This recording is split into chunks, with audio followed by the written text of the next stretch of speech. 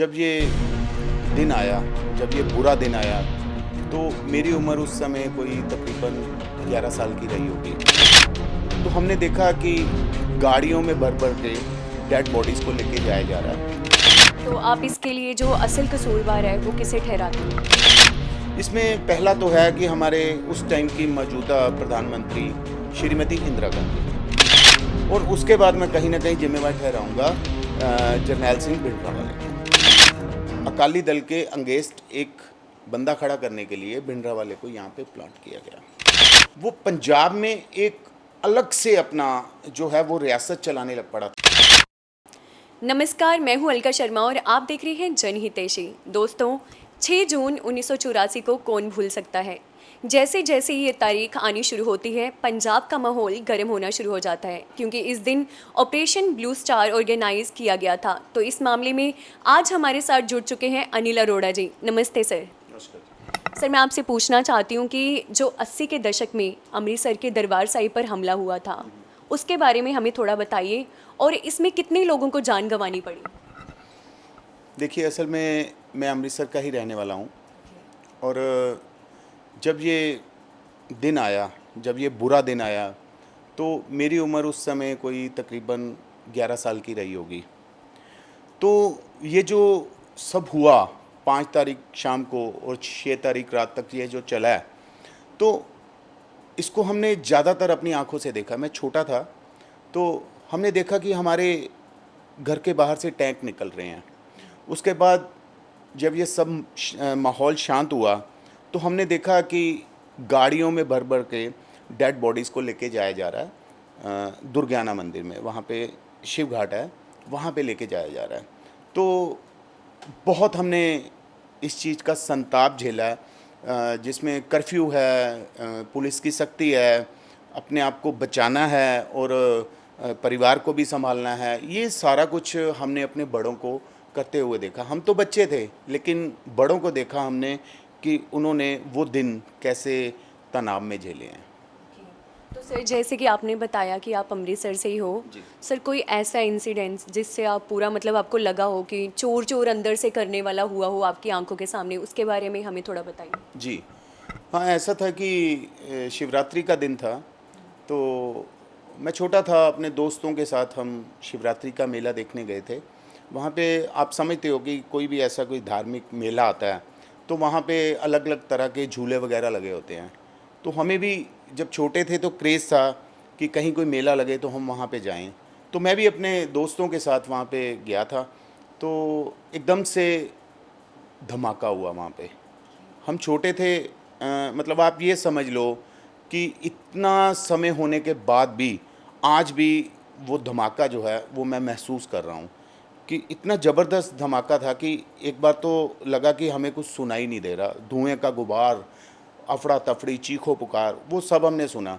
वो जब सीन हमने वहाँ पे देखा, तो आज तक मैं नॉर्मल नहीं हो पाया हूँ जब भी ऐसा सीन मेरे ध्यान में आता है। तो वो सीन मेरे हिसाब से मेरी लाइफ का सबसे बुरा सीन था, जिसे मैं बार बार भुलाना चाहता हूँ, लेकिन आज भी मैं भुला नहीं पाया हूँ। तो सर, इस हमले में कितने लोगों की जान चली गई? इस हमले में देखिए, मैं तो छोटा था, मुझे इतना नहीं पता था, क्योंकि मैं न्यूज़पेपर भी नहीं पढ़ता था और इलेक्ट्रॉनिक मीडिया का भी इतना कोई सोर्सेज नहीं थे, अकेला दूरदर्शन ही चलता था। तो मुझे इस बारे में नहीं पता है कि उस जो शिवाला भाग भैया अमृतसर में जो ये बम धमाका हुआ था, तो उसमें कितने लोगों की जान गई, इसके बारे में मुझे कोई इतने तथ्य पता नहीं है। तो सर, आपको क्या लगता है कि सरकार के पास उस समय हमले के अलावा और कोई ऑप्शन नहीं थे? जी, मैं समझता हूँ कि ये जो ऑपरेशन ब्लू स्टार हुआ है, इसको रोका जा सकता था अगर अच्छी समझ और अच्छी सोच के साथ अगर इस पे काम किया जाता, तो इसके काफ़ी अच्छे नतीजे मिलने चाहिए थे, जो कि हमें नहीं मिल पाए। हमारे जो हुक्मरान थे, उन्होंने सिर्फ राजनीति से प्रेरित होकर ये सब किया है। और मैं समझता हूँ कि ये जो कुछ भी हमने देखा है, हमने झेला है, इसके ज़िम्मेवार हमारे सियासतदान हैं। तो आप इसके लिए जो असल कसूरवार है वो किसे ठहराते हैं? हाँ, असल कसूरवार की तो बात अब क्या करूँ मैं।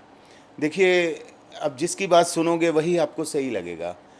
एक्चुअली इसमें है क्या कि जैसे होता है कि मैं इसको 3 लोगों के इर्द गिर्द घुमाऊंगा इस सारे मामले को, जो मुझे लगता है, जो मैंने स्टडी किया इस मामले को। इसमें पहला तो है कि हमारे उस टाइम की मौजूदा प्रधानमंत्री श्रीमती इंदिरा गांधी, और दूसरा थे उस टाइम के गृह मंत्री और उसके बाद जो राष्ट्रपति बने ज्ञानी जैल सिंह, और उसके बाद मैं कहीं ना कहीं जिम्मेवार ठहराऊंगा जरनैल सिंह भिंडरावाले को। सर आप कैसे कह सकते हो इसके लिए इंदिरा गांधी, भिंडरावाला और ज्ञानी जैल सिंह जो है वो रिस्पॉन्सिबल है? हाँ, ये आपने अच्छा क्वेश्चन किया। इसमें मैं आपको बताऊंगा कि 1977 में जो कांग्रेस थी वो केंद्र से भी सत्ता से हाथ धो बैठी थी और पंजाब से भी, और पंजाब में सत्ता वापसी के लिए इंदिरा गांधी के बड़े सुपुत्र संजय गांधी ने भिंडरावाले को प्लांट किया यहाँ पे। अकाली दल के अगेंस्ट एक बंदा खड़ा करने के लिए भिंडरावाले को यहाँ पे प्लांट किया गया। एक तो कारण ये था, दूसरा कारण था ज्ञानी जैल सिंह जो आपने मुझसे पूछा। एक्चुअली क्या था कि उस समय जब 1980 में कांग्रेस की दोबारा सरकार बनी पंजाब में, तो दरबारा सिंह जो थे वो मुख्यमंत्री थे पंजाब के उस टाइम। तो हुआ क्या कि जो ज्ञानी जैल सिंह थे उनका और दरबारा सिंह का आपस में 36 का आंकड़ा था, और ज्ञानी जैल सिंह ये चाहते थे कि किसी न किसी तरीके से दरबारा सिंह को सत्ता से अलग किया जाए, इन्हें मुख्यमंत्री की कुर्सी से हटाया जाए। तो इसके लिए इन्होंने भिंडरावाले को प्रमोट करना शुरू कर दिया। उस टाइम जो हमारे देश के गृह मंत्री थे वो ज्ञानी जैल सिंह थे, और एक तरफ से इंदिरा गांधी की शय थी, दूसरी तरफ से ज्ञानी जैल सिंह की शय थी। तो इस शय के चलते ही भिंडरावाला जो था वो पंजाब में एक अलग से अपना जो है वो रियासत चलाने लग पड़ा था, वो अलग से एक सरकार चलाने लग पड़ा था। जहाँ तक मुझे याद है कि शाम को 6 बजे थाने के गेट बंद हो जाते थे, लोग घरों से निकलना बंद कर देते थे। मतलब इतनी दहशत का माहौल था, और ये सब किया गया सिर्फ एक कुर्सी के कारण, पंजाब की सत्ता हासिल करने के लिए। इंदिरा गांधी की लड़ाई थी कि उसको पंजाब की कुर्सी चाहिए, और ज्ञानी जैल सिंह की लड़ाई थी कि किसी तरीके से दरबारा सिंह इस कुर्सी से हट जाए। लेकिन उसके बाद जब लगा सरकार को, इंदिरा गांधी को लगा कि अब भिंडरावाला हमारे कहने से भी बाहर जा रहा है, तो उन्होंने क्या किया। हाँ, मैं एक और बात बताऊंगा कि जब इंदिरा गांधी को लगा कि अब भिंडरावाला हमारे कहे से बाहर जा रहा है, तो उन्होंने इस बारे में जो हमारे गृह मंत्री थे ज्ञानी जैल सिंह, उनसे इसके बारे में चर्चा की। लेकिन ज्ञानी जैल सिंह जी ने अपने जो व्यू दिए इंदिरा गांधी को, उन्होंने यही कहा कि अभी भिंडरावाले को मत छेड़ो, इसको जो करता है इसको करने दो। ये फैक्ट है, ये मैंने रिपोर्ट्स भी देखी हैं एक्सपर्ट की, और जो पत्रकार थे, चाहे वो कुलदीप नैयर है, चाहे वो तलवीन सिंह है, उनकी मैंने देखा है, उनके बयान भी सुने हैं मैंने। तो उन्होंने स्पष्ट कहा था कि ये सब सत्ता के लिए किया गया। और मैं समझता हूँ कि ये जो सत्ता की लड़ाई हुई, इसमें कितने हज़ारों निर्दोष लोग मारे गए। कहीं ना कहीं मैं ये कहूँगा कि जैसे हिंदुओं को बसों से निकाल के चुन चुन के उनकी धर्म की शिनाख्त करके उनको मारा गया, वैसे ही कहीं ना कहीं जो निर्दोष सिख थे उनके ऊपर भी काफ़ी पंजाब में तशद्दुद हुए। तो ये जो हुआ है ये एक गंदी सियासत का नतीजा था, जिसमें कहीं ना कहीं हिंदू और सिखों में दरार आई। लेकिन आज जो सभ्य समाज है ये इन चीज़ों की कभी भी इजाज़त नहीं देगा, क्योंकि वो दौर और था, ये दौर और है। आज सोशल मीडिया का दौर है, आज इलेक्ट्रॉनिक मीडिया का दौर है। आज की डेट में अगर कोई भी किसी भी तरह की कोई भ्रांति फैलाता है तो इमीडिएट उस पर रिएक्ट होता है, उसका पोस्टमार्टम होता है उस खबर का, उसमें से सच्चाई निकाली जाती है। अगर वो सच्ची होती है तब लोग उस पर बिलीव करते हैं, अदरवाइज उसको रिजेक्ट कर देते हैं। पहले क्या होता था, एक ने बोला ये हो गया, हाँ जी सब ने मान लिया ये हो गया। तो इसके कारण पहले और अब के माहौल में बहुत फ़र्क है। तो ये जो 2020 वाले अभी चल रहे हैं ना, ये इनको पंजाब की जनता ने देख लिया है। ये जो पन्नू नाम का गुरपतवंत पन्नू है, इसने तो भारत का तिरंगा साड़ दिया, जला दिया। इसने तो भारत का संविधान जो बाबा साहब ने लिखा है, जिसके ऊपर हमारा सारा देश टिका हुआ है, इसको साड़ा भी और बाकी पंजाबियों को भी साड़ने का आह्वान किया। तो ये बहुत ही घटिया इनके जो चालें चल रही हैं, ये अब भारत खास करके पंजाब इसको समझ चुका है और अब इनके झांसे में आने वाला नहीं है। तो सर 2020 जो रेफरेंडम 123 है उसके बारे में आपके क्या विचार हैं? हाँ, देखिए ये जो रेफरेंडम 2023 का है, पहले तो 20 का था ना, अभी इन्होंने आई थिंक सो कोरोना के कारण 2023 तक इसको पोस्टपोन किया है। तो मैं समझता हूँ कि ये जो सब किया जा रहा है ना, ये सब विदेशों में बैठे कुछ लोग कर रहे हैं, जैसे गुरपतवंत पन्नू हैं और एक दो और हैं।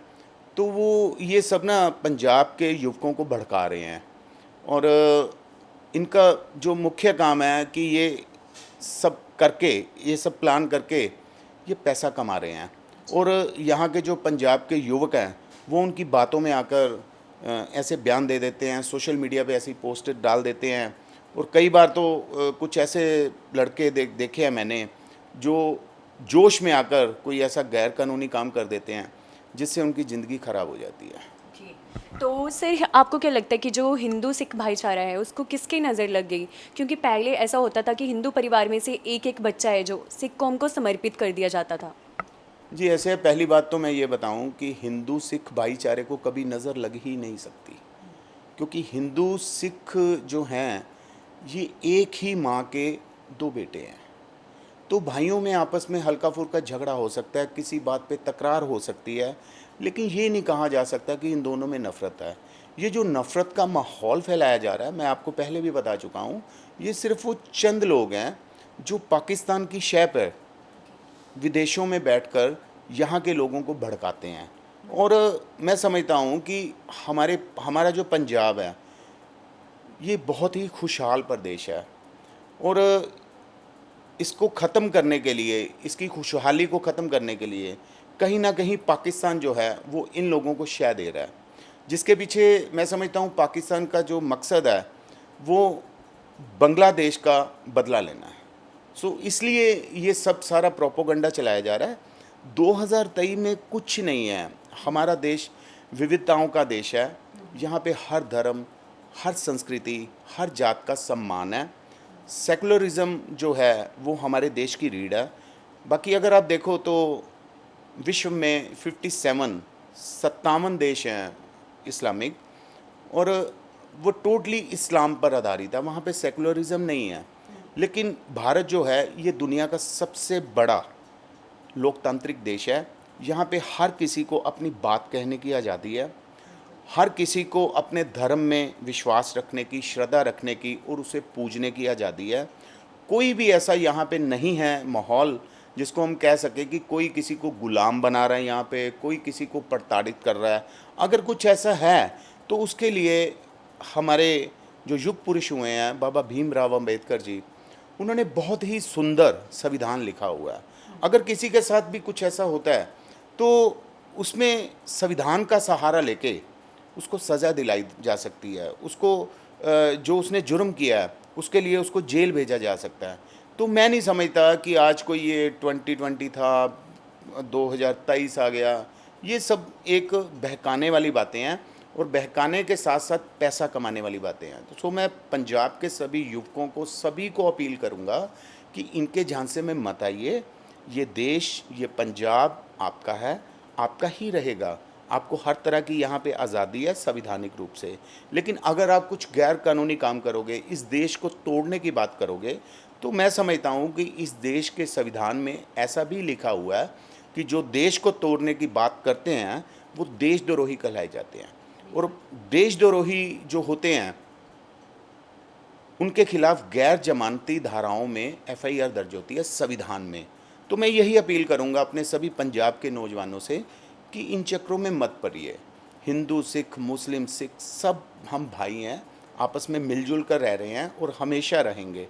तो मैं यही आपके चैनल के माध्यम से ये विनती करना चाहता हूँ सभी को कि इन चक्रों से बाहर आइए। ये जो विदेश में पाकिस्तान के टुकड़ों पे पल रहे हैं, इनके झांसे में बिल्कुल नहीं आए। Thank you sir. Thank you so much.